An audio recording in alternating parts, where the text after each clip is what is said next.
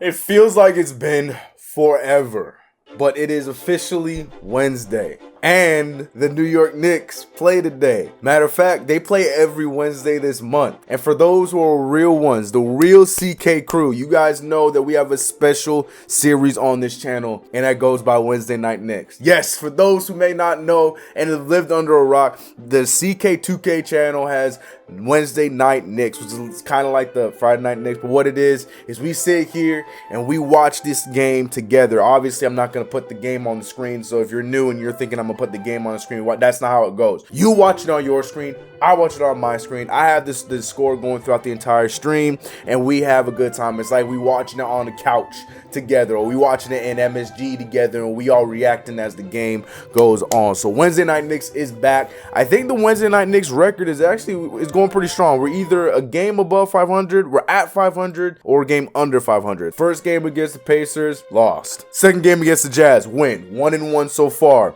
Nets, Knicks. Well, Nets beat the break off. So 1-2. Then we did a special show for Martin Luther King Day where we played against the Magic. The first time we won that one, and then we had a second one where we played against the Magic again, and that one didn't end so well. So, like I said, we have a record of 2-3. We're one game under 500 on Wednesday Night Knicks. We're 2-3 on Wednesday Night Knicks. So we have a few games here coming up this month for Wednesday Night Knicks, and I think we have a few in May as well. So shout out to the CK crew if you guys are coming through and be there tonight. I cannot wait. I love doing these streams. We have a lot of fun in the chat. We go back and forth, and it's good. And now, since your boys over on Knicks Fan TV, shout out to CP, shout out to Ashley Moss. It's just gonna be a lot of CK tonight because I'm gonna be doing Wednesday Night Knicks, and I'm going right over on post game over on Knicks Fan TV. So, like I said, man, I'm trying to hit you guys with the content as much as possible. So y'all better be there tonight for the game against the Minnesota Timberwolves. So hopefully we can go back to 500. I don't know. But today's video, we gotta talk about something that is something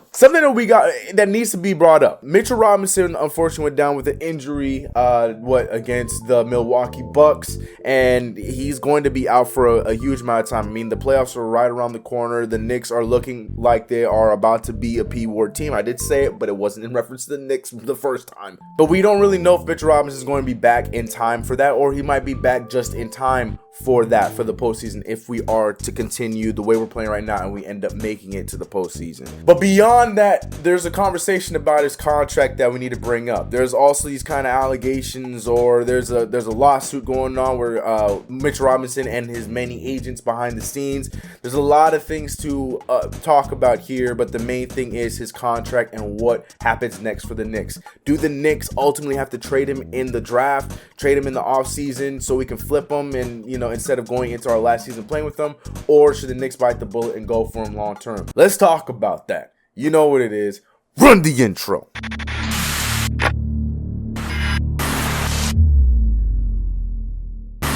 What's going on, CK Crew? Your boy CK2K, and welcome back to another video. If you haven't already, make sure you subscribe to the channel, hit that notification bell. Do not forget to like this video. People, like I mentioned in the intro, today is Wednesday Night Knicks, and we might have our first halftime conversation with you guys. But the only way we can do that is if you guys join the Discord. Discord link is in the comment section below. And you know what? At halftime, depending on how that game's going, we might have some conversation with some of you guys during the half and hearing what you guys have to say. Halftime report coming from you guys in the Discord. But you gotta join the Discord and gotta be there tonight in the live, and you'll see what that's all about. So I'll see you guys at the game tonight. Join the Discord for all my other channels as well. Those links are in the description too. But let's talk about Mitchell Robinson. Today I'm wearing my Mitchell Robinson merch, which is going to be up just for a few more weeks, because I'm telling you, man, we're gonna have new merch in the merch store, and this one is not gonna be there anymore. So you better get it now before it's gone forever. Link is in the description. But yeah, Mitchell Robinson, there's a lot of news going on around Mitchell Robinson following his injury. I talked about the injury that he suffered to his foot,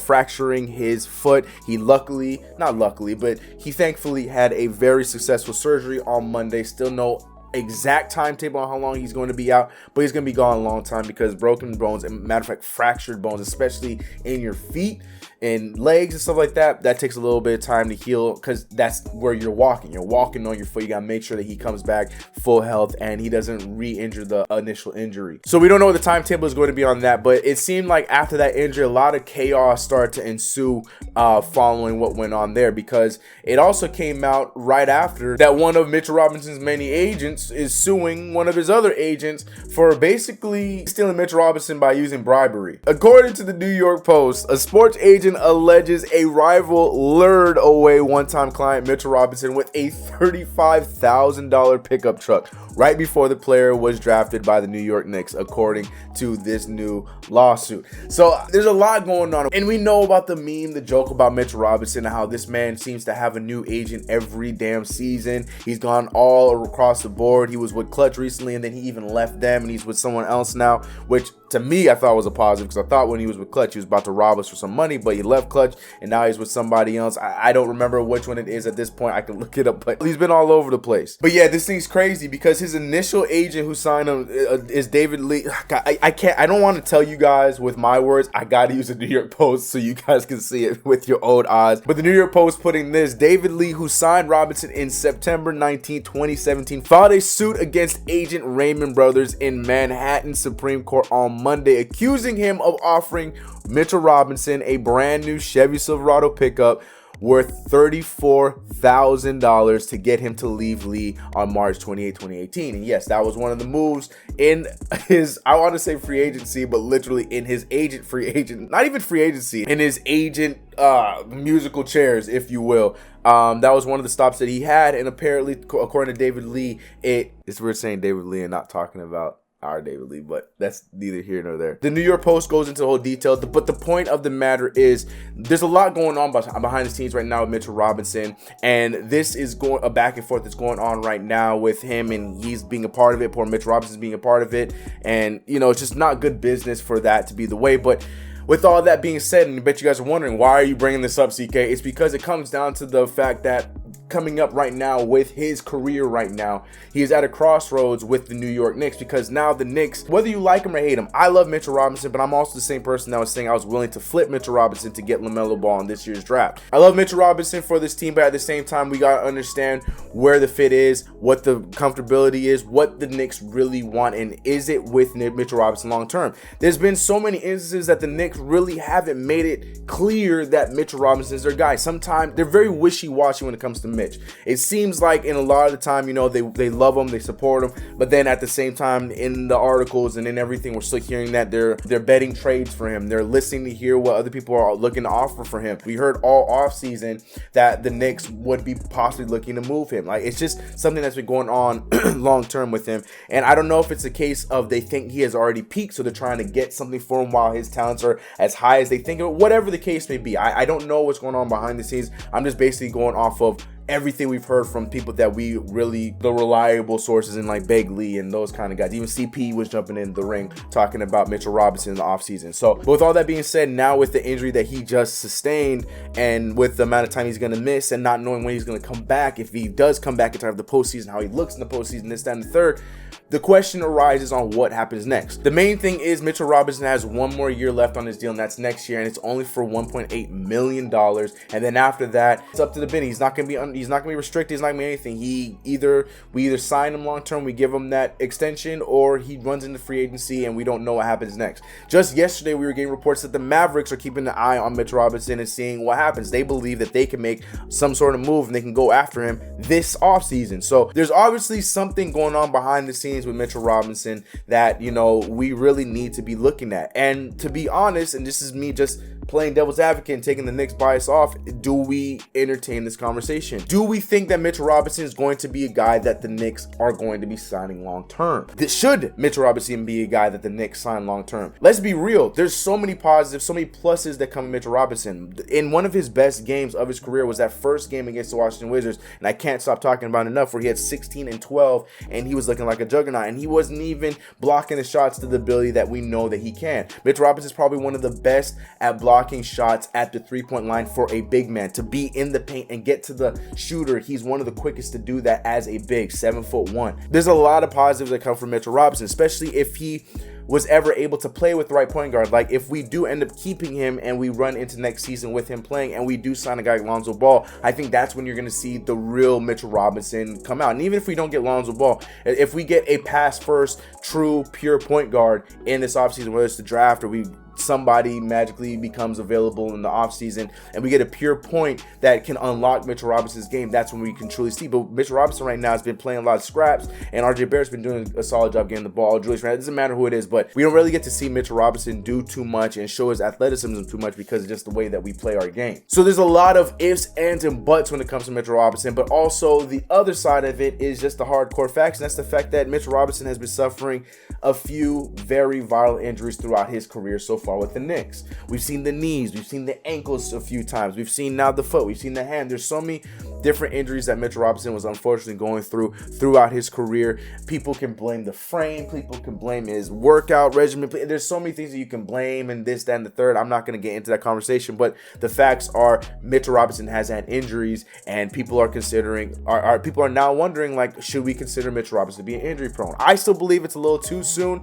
The foot injury was a bit of a freak injury. The hand injury, another one, was a bit of a freak injury. So I don't know if those are things, but at the same time, an injury is an injury, and if you're continuing to get them where you're missing countless amount of games each and every season, it's a debate whether you're going to call this person injury prone or not. I'm going to leave that up to you guys in the comments below. But the Knicks decided to opt in and run with him for his final year, which will be next season. And like I said, Dallas has a very big need, and that is defense in general, and rim protecting would also be one of the biggest things. The Mavericks, as much as we hate it, they're doing what they got to do right now, and they're winning their games at a better level than they were at the beginning of the season. And that's just one team. There's no word on if any other teams are also looking into them. Who knows? We're getting opinions from other guys. I hate to have to quote somebody who is working for ESPN right now and also was one of the guys that was working with the Nets for a pretty long time. Bobby Marks, who had this to say about Mitchell Robinson coming in the offseason. He said, with uncertainty about his durability and offensive versatility, Marks said that he would peg an extension at 3 years, $30 million tops. The new pact would begin starting in 2022-23. The most the Knicks could offer in that scenario is an extension starting at about $12 million. He also continued to say, coming off of a serious injury, I'm not paying him what Christian Wood got in Houston. Now, if you guys don't know, Christian Wood is signed for 3 years, $41 million, and Mitchell Robinson, for what he's saying, would be right around that price point.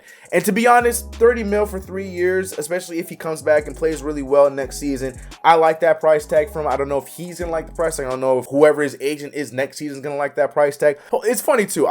You think that Leon Rose would have some agent advice from him, being that Leon Rose is one of the best agents in CAA. But there's a lot of scenarios that the Knicks need to consider. I mean, just this season alone of 72 games, if he is in fact gone for the remainder of the season, Mitchell Robinson has only played 31 of the 72 games, and that's just this season alone. Last year, he proved to be a lot more durable, playing 61 of the games that we had. I think there was only 64 last year. Someone please correct me in the chat how many games we played last season before the shutdown. And then he played 66 in his rookie season of the 82 that year. So it's been on and off. And like I said, with Mitchell Robinson, the majority of his injuries were ankles. A lot of it was leg, so it was just ankle injury. So whenever he missed time, it was for like short little spurts. It wasn't anything crazy. But now the two injuries he had this year were pretty big injuries: broken hand and broken foot. So, and that's the reason why, to me, it's hard to say that he's injury prone yet. I get it, but I don't really want to consider him injury prone yet. Steph Curry suffered years of ankle injuries and then they just stopped. You know what I'm saying? Like, you're still young.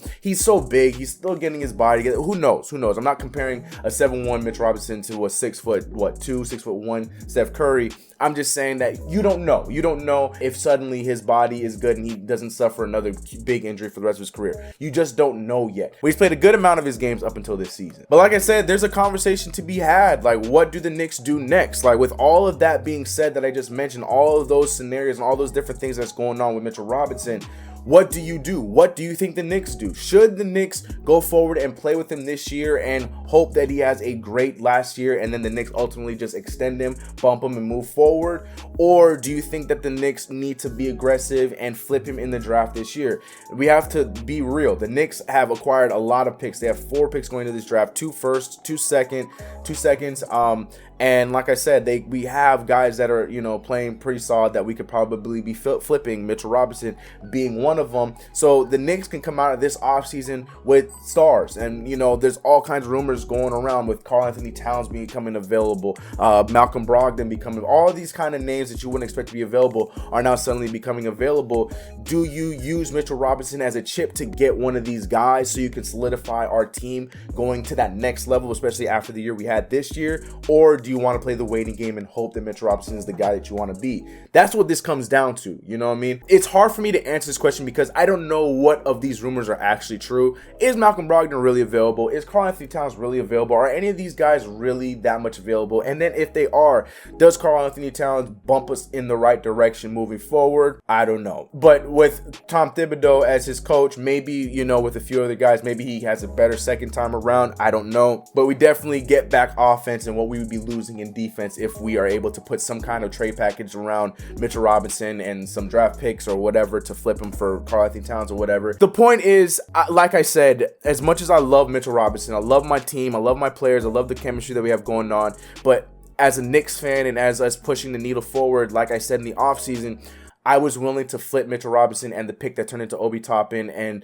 maybe, you know, like a second or something else or another little piece like Kevin Knox or something like that to flip into getting one of the top 3 picks to get LaMelo Ball. I had said that. You guys laughed at me. You guys said it made no sense, but LaMelo Ball swinging into generation talent in his first season, and I'm not going to apologize about that. The question comes up again with this year. Maybe we can even flip Mitchell Robinson and one of our picks to move up in the draft. We don't necessarily have to go and get a Karl-Anthony Towns. Maybe we move up and we get like a Mobley or something like that. There's so many scenarios that we can play around with this, and I fully expect Leon Rose, Brock Aller, Scott Perry, all those guys upstairs to do the exact same thing when it comes to Mitchell Robinson in the offseason. I do think there's a possibility he comes back next season, but I also think that there's that possibility that the Knicks do in fact go and they test the waters with Mitchell Robinson and see what they can get from him. That's just the reality of the situation. There's a reason why there was so many reports that the Knicks were looking to bring Andre Drummond on for a long term, but they ultimately decided to back out because they wanted to see how things were going to go with Mitchell Robinson right now, and unfortunately he suffered that injury. I know this was a lot of information to throw at you guys,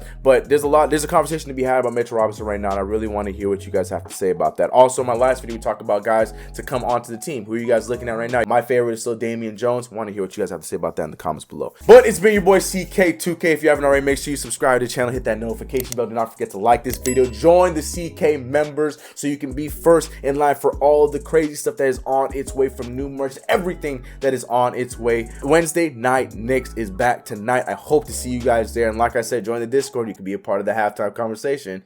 I don't know. It's been your boy CK. I'll see you guys in the next one. Let's get it.